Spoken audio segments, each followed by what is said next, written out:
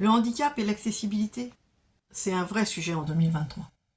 Alors oui, les choses avancent, effectivement. Et en même temps, quel que soit le handicap que l'on vit, et voire même parfois simplement on est avec une poussette ou parce que nous sommes vieillissants, eh bien on se rend compte que l'accessibilité au sens large, c'est compliqué.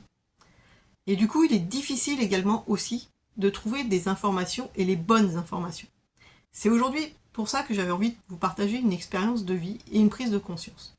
Il y a quelques jours de ça, j'ai visité l'espace de Rambouillet, le parc animalier, et j'ai eu la prise de conscience de me dire, bah en fait, même toi avec un handicap moteur, tu fais pas forcément attention à toutes les accessibilités ou pas qu'il peut y avoir besoin, et ça peut être intéressant d'aller chercher plus loin que ton propre handicap. Pourquoi je vous parle de ça? Eh bien parce que quand j'y suis allée avec ma trottinette électrique et mon fauteuil roulant. Donc j'étais assise et j'avais donc cette possibilité d'avoir la trottinette électrique qui me permettait effectivement d'être moins fatiguée, de ne pas avoir à pousser mon fauteuil, puisque j'ai un fauteuil manuel. Et en rentrant à la maison, je me suis vue réfléchir et me dire, mais en fait, il y a quelques années en arrière, quand tu n'utilisais pas le fauteuil roulant, tu n'avais pas forcément la même vision des choses. Et du coup, tu ne te serais pas arrêté au même élément pour savoir si c'était accessible ou pas. Notamment, la question des bancs. Parce que, étant malmarchante, ayant un périmètre de marche très limité, eh bien il faut, quand je suis sur mes deux jambes, j'ai besoin de m'arrêter régulièrement. Eh bien, j'ai pris conscience que là, j'étais incapable de me dire combien il y avait de bancs et à quelle distance ils étaient les uns des autres. Et ça m'a fait réfléchir à ça, parce que je me suis dit, en fait, quel que soit le handicap que l'on a, on le vit par rapport à nos filtres de vie. Et on ne fait pas forcément attention au reste.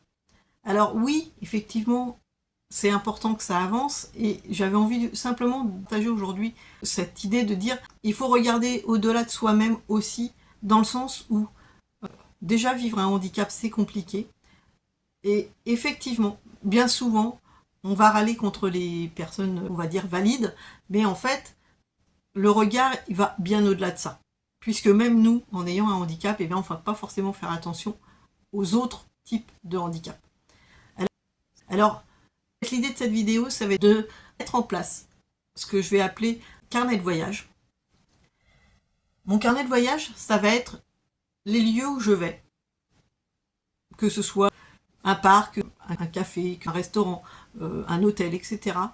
Pour que vous puissiez avoir un maximum d'informations, quel que soit le handicap que vous avez, et l'enrichir au fur et à mesure de mes visites et de mes rencontres, par rapport aussi à vos interrogations.